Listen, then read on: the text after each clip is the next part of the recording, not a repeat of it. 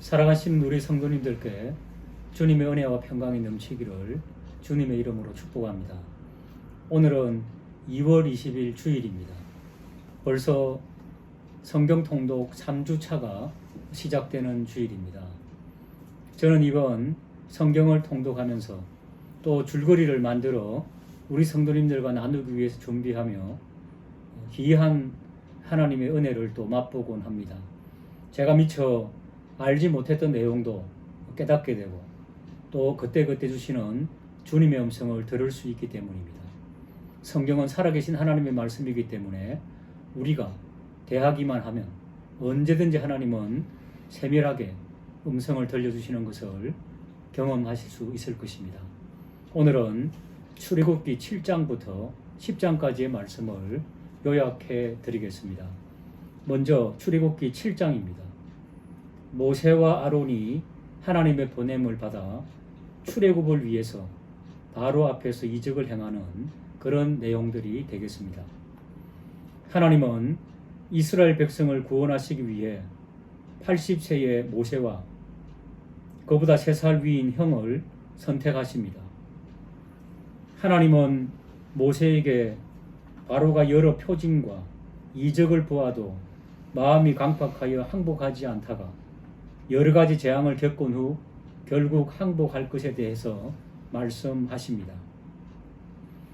10가지 재앙이 내리지기 전에 하나님은 아론의 지팡이로 뱀이 되게 하십니다. 애굽의 술사들도 그들의 술법으로 지팡이를 뱀으로 만듭니다. 그러나 아론의 지팡이가 그 뱀들을 삼켜버립니다. 아론은 마음이 강팍하여 본 척도 하지 않습니다. 이제 본격적인 10가지 재앙이 차례대로 시작됩니다. 첫째가 물이 피가 되는 재앙입니다. 모세는 나일강에서 바로를 만나 하나님의 말씀대로 그의 지팡이로 나일강 하수를 칩니다. 그랬더니 강물이 피로 변하고 하수의 고기가 죽고 물에서 악취가 납니다. 이어서 아론도 하나님의 말씀대로 바로와 신하들 앞에서 지팡이를 들었더니 애굽의 물들과 하수들과 운하와 못과 호수 위 심지어 애굽의 나무 그릇, 돌 그릇에 물까지도 피로 변화됩니다. 하수의 물고기들이 죽어 냄새가 나고 백성들은 물을 마실 수가 없게 되었습니다. 바로의 술사들도 그들의 술법으로 같은 이적을 행합니다. 이것을 지켜본 바로는 강팍하게 되어 모세와 아론의 한 일을 무시합니다. 출애굽기 8장의 내용입니다. 계속되는 재앙들, 개구리 재앙, 이 재앙, 파리 재앙에 대한 내용입니다. 일주일 후 하나님은 모세와 아론에게 두 번째 재앙인 개구리 재앙을 예고하십니다. 이 개구리들은 애굽 전역, 즉 왕궁, 바로의 침실과 침대, 백성들의 화덕과 반죽 그릇까지 가리지 않고 오를 것입니다. 애굽의 술객들도 그들의 술법으로 그렇게 행합니다. 그러나 개구리들로 인해 따끔한 맛을 본 바로는 이스라엘을 보낼 터이니 개구리 재앙을 멈출 것을 부탁합니다. 다음 날 모세는 하나님께 간구했고 하수를 제외한 모든 개구리들은 죽습니다. 애굽 땅은 죽은 개구리 때문에 악취가 진동합니다. 그러나 숨통이 트일 때쯤 바로는 마음이 완강하여져서 모세와의 약속을 지키지 않습니다. 이제 하나님께서는 세 번째 재앙, 이 재앙을 모세에게 명하십니다.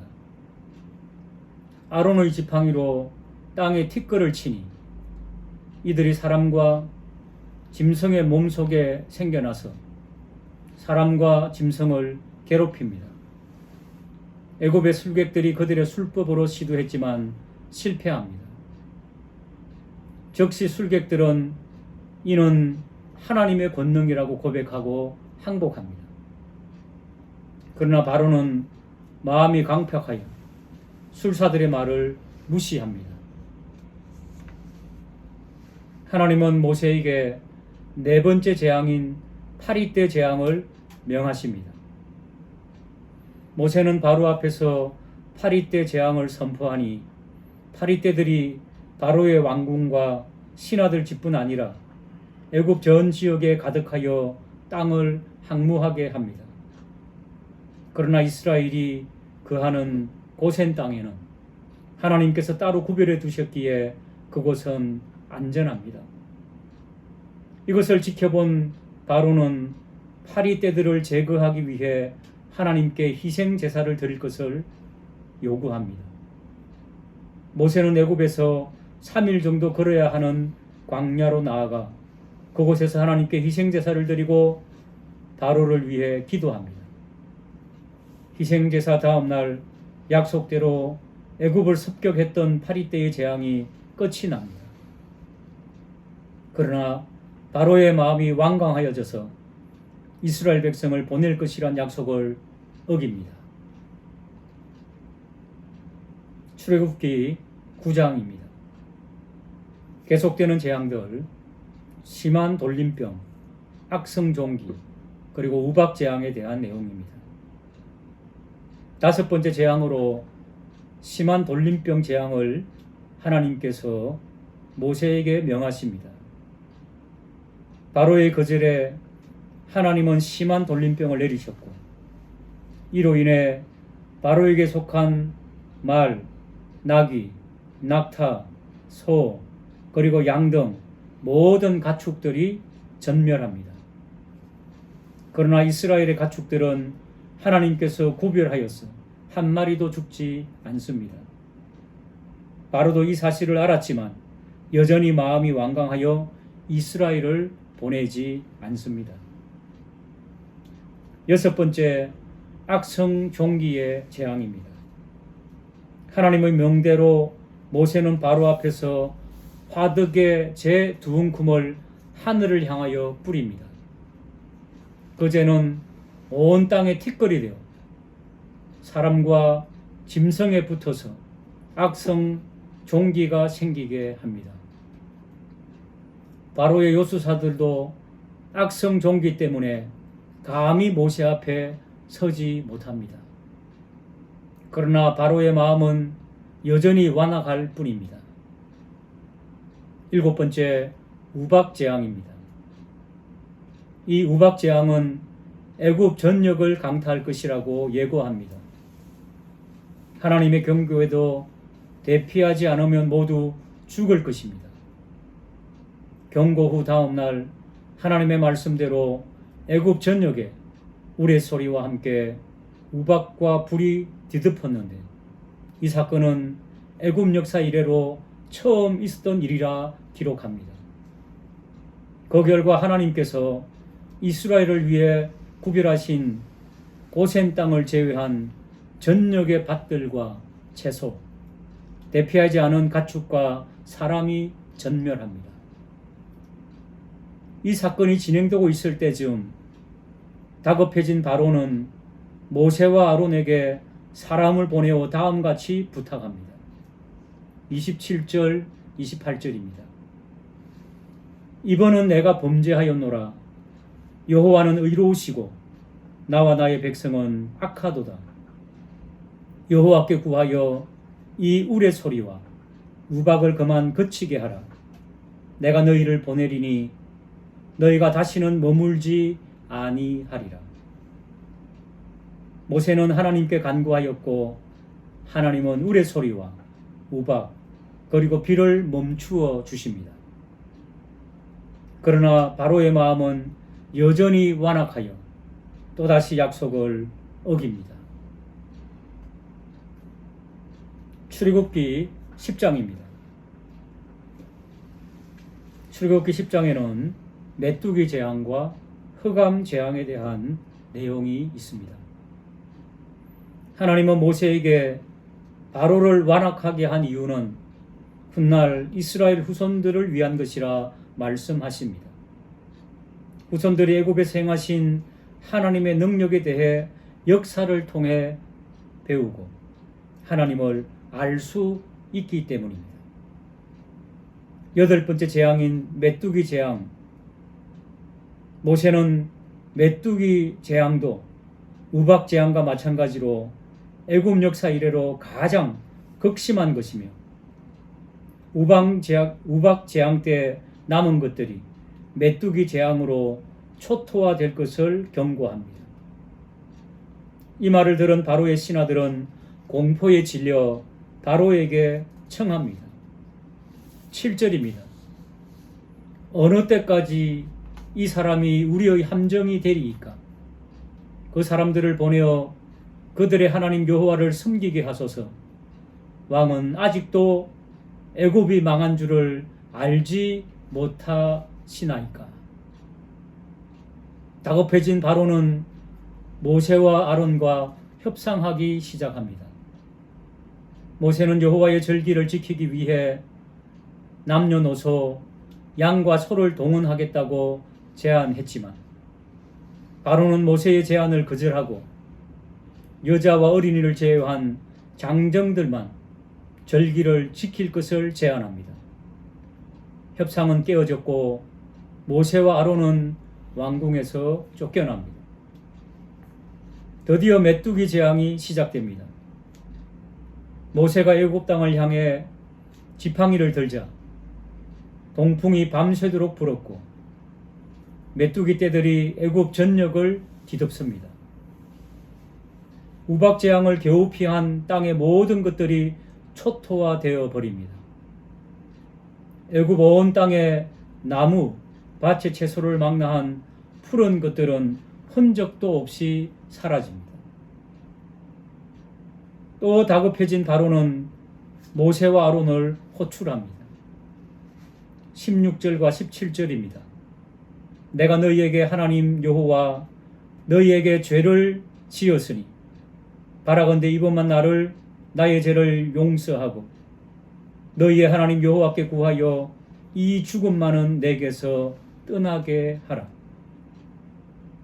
하나님은 이번에도 모세의 기도를 들으시어 서풍을 불게 하시어 메뚜기 떼를 홍해로 몰아 넣으십니다. 그러나 바로의 마음이 또 완악하여집니다. 아홉 번째, 흑암 재앙입니다. 모세가 하늘을 향하여 손을 들자 3일 동안 애굽의 온 땅이 어둠으로 뒤덮입니다. 그러나 이스라엘 자손들이 거주하는 곳에는 빛이 있었습니다. 어둠 속에서 다급해진 바로는 다시 모세에게 절기를 남녀노소 모두 지키되 양과 소는 두고 가라고 제안합니다. 모세는 생축 한 마리도 남기지 않고 가져가겠다 하며 바로의 제안을 단호히 거절합니다. 왜냐하면 하나님께 희생제물과 번제물을 드릴 때 어떤 동물이 좋은지 모르기 때문입니다. 이 말을 들은 바로는 모세를 쫓으며 다시 볼 때에는 죽일 것이라 협박합니다. 아멘. 출애굽기 11장부터 14장 줄거리를 말씀드리겠습니다. 11장은 10가지 재앙 중 마지막 재앙인 장자의 죽음에 대한 내용입니다. 하나님께서 왕과 애굽의 모든 사람과 종들과 그들의 가축에 처음 난 것을 분명히 죽일 것을 말씀하셨습니다. 그러나 이스라엘 사람들은 사람이든 동물이든 어떤 해도 입지 아니할 것을 분명히 말씀하셨죠. 12장은 실제로 출애굽하기 위해 10번째 재앙을 이스라엘이 준비하는 장면입니다. 어린 양의 피를 바르는 유월절을 지키는 장면인 것이죠. 어린 양을 잡아 그 피를 문 좌우 설주와 임방에 바르게 됩니다. 또 양의 고기는 불에 구워서 무교병과 또 솜나물과 함께 먹게 됩니다. 허리에 띠를 띠고 발에 신을 신고 손에 지팡이를 잡고 급히 먹어야 하는 것입니다. 마침내 하나님의 그 심판의 날에 밤중에 여호와께서 애굽 땅의 모든 처음 난 것을 왕위에 앉은 바로로부터 모든 애굽 사람과 가축에 있는 것까지 다 치심해 죽게 됩니다. 그리고 바로는 모세와 아론을 불러서 이스라엘 자손에게 여호와를 섬기기 위해 애굽을 떠날 것을 말씀합니다. 떠날 때에 하나님께서 은혜를 주셔서 애굽 사람들에게 많은 은금과 의복과 재물을 취하고 나가게 됩니다. 13장은 6월절 출애굽 사건을 통하여 무교절 절기를 정하는 장면이 나옵니다. 7일 동안 누룩을 넣지 않은 무교병을 먹고 애굽에서 나오게 하신 하나님을 기억하도록 하였습니다. 그리고 가나안에 들어갔을 때에도 가축의 처음 난 것을 바치게 하였으며 사람의 처음 난 장자도 다른 동물로 대신하여 바칠 것을 말씀하셨습니다. 그 말씀 이후 이스라엘은 요셉의 유고를 가지고 애굽을 떠났으며 하나님은 그 짧은 시간들 가운데서도 밤낮으로 불과 구름 기둥으로 그들을 인도하셨습니다. 14장은 이스라엘이 하나님의 불과 구름 기둥 가운데 인도한 가운데 홍해 앞에 도착하게 됩니다. 바로는 완악하여져서 이스라엘 백성을 뒤쫓았고 이스라엘 백성은 두려움 가운데 또 여호와 하나님께 부르짖습니다. 모세는 여호와의 명령을 따라 바다 위에 손을 내밀어 홍해가 갈라져 마른 땅이 되게 하죠. 이스라엘은 바다 가운데 건넜고 따라오던 애굽의 군대는 바닷물에 덮여 죽게 됩니다. 그날에 행하신 이 큰 능력을 통하여 이스라엘은 하나님을 경외하게 되었고 그종 모세를 더욱 신뢰하게 되었습니다. 이상 11장부터 14장 줄거리를 마치겠습니다. 네, 오늘 성경 통독 본문은 출애굽기 15장에서 18장입니다. 15장은 앞선 홍해를 건너시게 하신 하나님을 찬양하는 모세의 찬양과 미리암의 찬양을 전반부에 전하고 후반부에는 마라의 쓴물로 인해 다시금 하나님을 원망하는 이스라엘 백성들에 대하여 전하고 있습니다. 이처럼 대조되는 두 상황을 통해서 출애굽 역사와 우리 신앙의 모습을 단적으로 보여주고 있는데, 여기서 우리는 그럼에도 우리를 사랑하셔서 묵묵히 인도 보호하시는 하나님을 바라봐야만 할 것입니다. 16장은 출애굽 이후 한 달이라는 시간이 지나자 먹을 것에 대한 원망이 극에 달해 하나님께서 만나와 메추라기를 주시는 사건입니다. 여기서 우리가 눈여겨볼 것은 우리의 고통과 호소에 대하여 분명한 하나님의 응답의 역사가 있으며 언제나 우리의 필요를 채우시는 하나님의 은혜를 깨달아서 언제나 주의 말씀에 순종하며 살아야 할 것입니다. 그리고 본문을 통해 전하는 만나는 영의 양식을 채워주실 예수님을 예표하는 것으로 광야 40년간 만나와 메추라기로 이스라엘 백성들이 연명하였듯 하나님의 백성인 우리 모두가 주님을 통해 생명이 유지됨을 알게 됩니다. 17장은 리비딤의 두 사건으로 첫 번째는 마라 사건과 유사한 물 문제로 또다시 불평하는 백성들과 두 번째로 아말렉 족속과의 전투에 대하여 전하고 있습니다. 여기서 모세의 두 손으로 전쟁의 승패가 달렸음을 알게 되는데 결국 모든 것이 하나님의 손에 달려 있으며 언제나 하나님께서 우리와 함께 하신다는 것을 알게 됩니다. 또 18장은 모세의 장인 이드로의 방문을 통해서 모세의 장인 이드로가 자신의 신앙을 재점검하는 경험을 하게 되고 이후에 이스라엘 백성들을 지도할 행정적 조언으로 1000부장, 100부장, 50부장이 생겨납니다.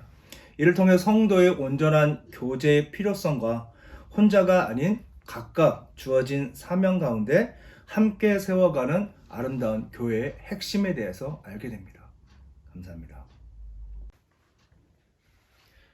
오늘 읽으실 말씀은 출애굽기 19장에서 22장 말씀입니다. 이스라엘 백성과 하나님 사이를 잇는 고리는 바로 언약이었습니다. 19장에서는 아브라함으로부터 시작된 언약이 마침내 이스라엘 공동체로 확대되어 하나님께서 이스라엘과 직접 언약을 맺으시는 사건을 기록하고 있습니다. 이스라엘이 시내산에 이르렀을 때 하나님은 모세를 산으로 부르시고 이스라엘을 하나님의 백성으로 삼으시겠다는 언약을 주십니다. 이 공식적인 언약은 아브라함 때부터 언급되어 왔었는데 출애굽한 이스라엘 민족의 상황 앞에 재차 확인시키고 있는 것입니다. 이에 모세는 하나님의 백성으로 삼으시겠다는 언약을 받기 위하여 백성들로 하여금 의복을 성결케 하고 경건한 마음으로 준비하게 하였습니다. 거룩하신 하나님 앞에 그 백성다운 성결 의식을 지녀야 했으며 몸과 아울러 마음의 청결을 지녀야 했기 때문이었습니다. 이스라엘 백성들의 삶을 이루는 중심은 율법이며 그 중에서도 십계명은 율법의 정신을 담고 있는 핵심입니다. 20장에서는 하나님께서 십계명을 주시는 내용과 그에 대한 백성들의 감동을 기록하고 있습니다. 십계명의 처음 4계명은 하나님과의 관계에 관한 율법이고 나머지 6계명은 공동체를 유지하는 사람 사이에 관한 율법입니다. 뿐만 아니라 하나님은 십계명을 근간으로 하는 여러 가지의 계명을 주십니다. 그 첫 번째로 본장에서는 하나님께 드리는 제사에 관한 규례가 나타나고 있습니다.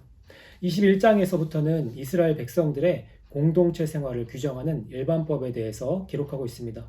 먼저 노예 제도에 관한 규례가 1절에서 11절에 나타나며 사형에 해당하는 범죄를 또 명시하고 있습니다. 또한 과실로 사람을 죽이거나 다치게 한 경우에 관한 규례를 보여주고 있습니다. 이러한 법들은 고대 근동의 법전들과 유사한 형태를 띠고 있지만 하나님에 의해서 제정되었고 또 인간 생명의 존중과 평등 사상이 나타난다는 점에서 차별성을 지니고 있습니다. 과실상해에 관한 규례를 다루고 있는 21장에 이어서 22장에서는 손해배상에 관한 규례와 사회에서 지켜야 할 도덕 규범에 대해 언급하고 있습니다. 먼저 도둑질과 같이 의도적인 범죄에 대한 손해배상과 고의가 아닌 과실에 대한 손해배상 규정을 보여줍니다. 또한 공동체에서 일어나는 성범죄와 우상숭배, 고리대금 행위에 대한 엄벌 규정과 더불어 고아와 과부와 같은 소외 계층에 대한 사회적 책임을 말하고 있습니다. 이상에서 볼 수 있듯이 본장에 나타난 규례도 범죄에 대한 처벌보다는 공동체의 화합과 평화를 목적으로 하고 있다고 할 수 있습니다. 네, 반갑습니다. 오늘은 출애굽기 23장부터 26장입니다. 먼저 출애굽기 23장입니다. 하나님께서는 모세를 통해 백성들의 순종을 조건으로 하여 하나님은 자비를 베푸시겠다고 하는 은혜의 약속이 기록되어 있습니다. 첫 번째로 23장에서는 재판에 관한 법을 말씀하십니다. 송사에 있어 누구를 두둔하고 편벽대하며 정의를 굽게 하지 말고 공평하게 재판하라고 하십니다. 두 번째로 안식년과 안식일의 법입니다. 농작물을 경작하는 땅에 6해 동안은 농사를 짓되 7째 해에는 갈지 말고 묵혀두어서 가난한 자들이 먹게 하라는 안식년의 법입니다. 그래도 하나님은 손해보지 않게 충분하게 살게 하실 것이기 때문입니다. 또 안식일의 법에서는 엿새 동안은 내 일을 하고 7째 날에는 쉬라고 하십니다. 그렇게 말씀하시며 6일의 만나로 7일째까지 먹여주십니다. 세 번째는 3가지 절기에 관해 말씀하십니다. 애굽에서 나온 달에 그날을 기억하며 무교병의 절기를 지켜서 1회 동안 무교병을 먹으라 하십니다. 그 다음으로는 맥추절을 지키라고 하십니다. 모든 남자는 매년 3번씩 이렇게 하나님께 보이기를 명령하십니다. 그 다음에 또 수장절을 지키라고 하십니다. 또 다음으로는 처음 거둔 열매, 곧 첫 열매를 하나님께 드리라고 하십니다. 빈손으로 여호와 앞에 나오지 말라고 명령하십니다. 여호와를 섬기면 왕벌을 내 앞에 보내어 우리를 대신하여 앞서 싸워 주시겠다라고 하는 약속도 하십니다. 다음으로 출애굽기 24장입니다. 시내산의 언약의 장입니다. 아론과 나답과 아비후와 이스라엘 장로 70명과 함께 시내산에서 하나님께 나아가고 또 모세만 더 가까이 나아가고, 그래서 모세는 하나님께 받은 말씀을 백성에게 전합니다. 백성들은 엄숙히 준행할 것이라 화답합니다. 모세는 또 청년들로 번제와 화목제를 드리게 하고 하나님과의 언약의 피의 의식을 행하게 합니다. 모세는 40주 40야를 홀로 구름이 덮인 산 속에서 하나님과 함께 머물면서 하나님의 지시를 기다리는 것으로 24장은 마무리가 됩니다. 다음은 25장입니다. 본장에서 하나님께서는 산 위에서 하나님의 영광을 위해 장막 곧 성소를 건립하고 그 부대 시설물들을 갖추라는 명령과 지시에 대한 기록으로 시작합니다. 하나님과 만날 수 있는 장소인 이 성소는 광야 생활에서 하나님이 거하시는, 하나님의 거처가 되시는 이동식 구조물입니다. 하나님께서는 광야의 이스라엘 백성 중에 함께 거하신다는 사실을 더 확인시키시려고 하신 것입니다. 나중에 회막, 증거막, 성막 등으로 불리워지기도 합니다. 즉 성막을 목표로 그 부분들을 짓기를 시작하십니다. 가장 먼저 백성들로 청색, 자색, 홍색 실 등의 예물을 가져오게 하되 기쁜 마음으로 내는 자의 것을 받으라고 하십니다. 다음으로는 증거궤, 즉 언약궤를 만들라고 하십니다. 진설병을 두는 식탁을 만들라고 하십니다. 그리고 또 황금 등잔대와 기구들을 만들라고 하십니다. 하나님께서 모세에게 보인 양식대로 그대로 만들라고 한 번 더 당부하십니다.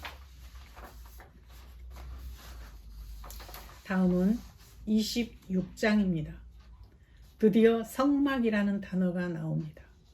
그리고 청색, 자색, 홍색 실로 정교하게 수놓은 10폭의 휘장을 만들라 등등 그 구조와 모양을 자세히 설명하십니다. 하나님께서는 모세에게 산에서 이미 보여준 그대로 지으라고 또 한 번 당부하십니다. 예를 들어 각종 실로 꼰 배실로 짜서 장을 만들고 그 장 안에 증거궤를 두고 그 장 북편에 상을 놓고 등등. 구태여 이렇게 하실까 생각하실 수 있겠지만 나중에 이런 기구들이 왜 이렇게 만들어져야 하는지를, 또 왜 이렇게 배치되어야 하는지를 우리는 후에 어렵지 않게 알게 됩니다. 각 부분들이 어떻게 쓰이는지를 보게 되면 그 정교하심에 우리는 놀라게 될 것입니다. 네, 좀 엄숙하고 무거운 분위기의 본문들이었습니다. 네, 잘 읽어가시면서 하나님의 크신 은혜를 체험하시기를 바랍니다. 네, 이상입니다. 출애굽기 27장에서 30장입니다. 출애굽기 27장은 제단과 성막들을 만드는 방법, 그리고 또 하나님 앞에서 어떻게 등불을 관리해야 하는지를 설명하고 있습니다.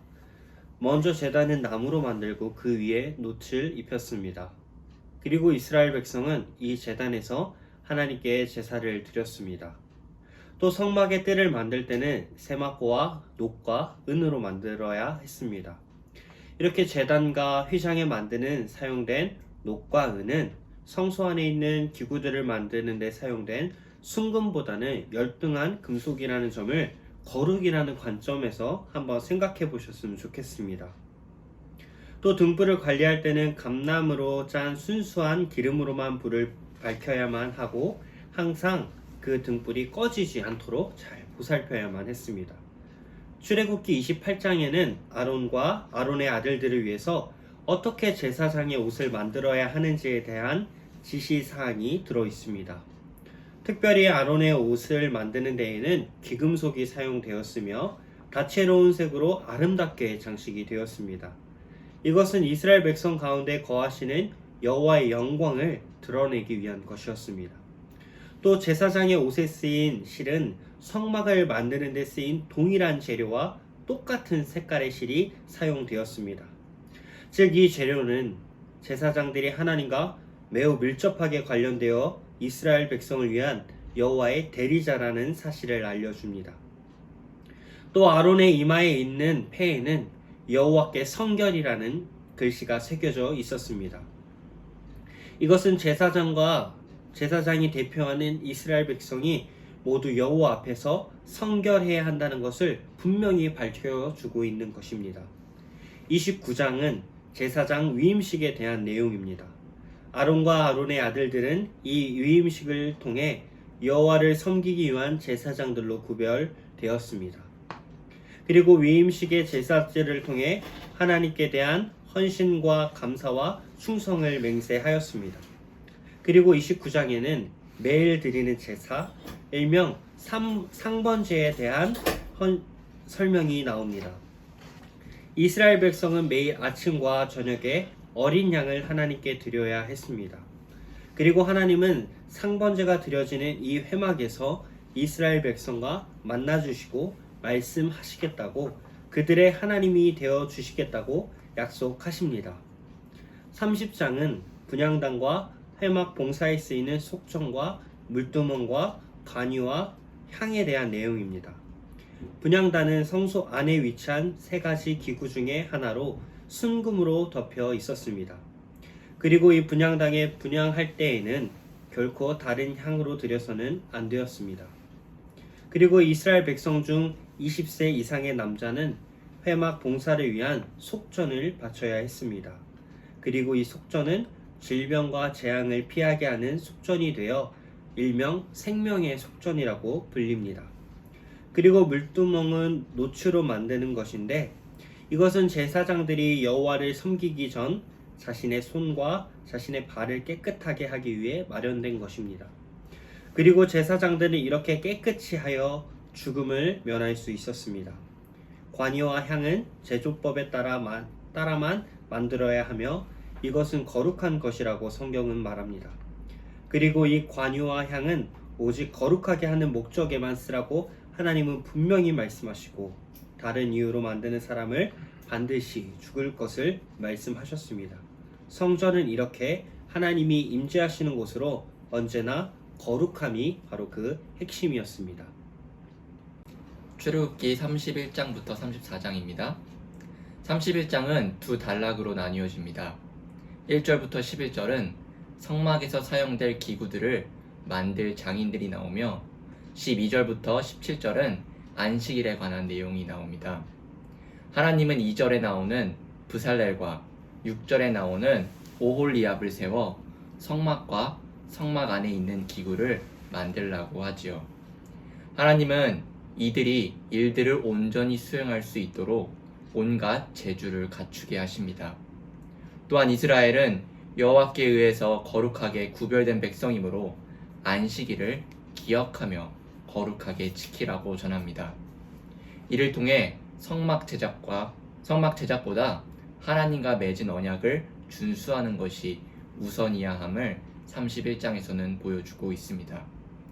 32장에서 이스라엘 백성들은 모세가 산 위에 올라가서 오랫동안 머무르자 참지 못하고 금송아지 우상을 만들어 우상에게 절하고 제물을 바치며 우상 앞에서 춤을 추며 노래합니다. 이는 10계명을 범한 것으로 이 소식을 접한 모세는 19절에서 하나님께 받은 두 증거판을 깨뜨려 버립니다. 모세는 금송아지 우상을 부수어 가루로 만들고 이스라엘 자손에게 마시게 함으로써 우상의 무능함과 철저히 파괴됨을 보여줍니다. 또한 레위 자손이 우상 숭배에 관여했던 3,000명을 처형하게 됩니다. 이틀날 모세는 다시 산으로 올라가 이스라엘 백성을 위해서 하나님께 간구하지요. 자신의 이름이 생명책에 지워지더라도 괜찮으니 이들의 죄를 사해달라고 간구합니다. 33장에서 하나님은 불순종한 이스라엘에게 가나안 땅을 향해서 올라가라고 지시하지만 그들은 목이 굳은 백성이기 때문에 그들 가운데서 함께 가시지 않겠다고 말씀하시는 긴장 상태에서 상황이 펼쳐집니다. 그러다 모세는 또 하나님께 간구하죠. 우리는 하나님의 백성이므로 주의 목전에 은총을 입은 자라고 고백하며 하나님께서 몸소 우리와 함께 가시도록 간청합니다. 그리고 긴장되었던 이 관계에서 하나님은 자신이 그들과 함께 하시겠다고 전합니다. 여기서 알 수 있는 사실은 하나님은 비록 죄인일지라도 우리가 회개하며 돌이켜 살기를 원하시며 구원을 얻게 되는 것은 전적으로 하나님의 은혜인 것을 본문에서는 보여주고 있습니다. 34장에서 하나님은 모세를 시내산으로 불러 오직 여호와 하나님만을 섬기라고 요구하시면서 이스라엘 백성과 언약을 새롭게 맺으십니다. 이는 금송아지 사건으로 인해 깨어졌던 언약의 관계가 회복되고 있음을 보여줍니다. 14절에 우상을 섬기지 말라 하시며 질투의 하나님이라는 표현이 나옵니다. 이 표현은 하나님의 뜨거운 사랑의 증거이기도 하며 우상 숭배를 절대 용납하실 수 없는 하나님의 속성을 보여주십니다. 새로운 십계명 두 돌판을 받아 하산하는 모세의 얼굴에는 광채가 납니다. 이 광채는 하나님의 임재를 가리키는 것으로 하나님이 모세를 통해서 이스라엘 백성에게 말씀하신다는 사실을 보여주고 있습니다.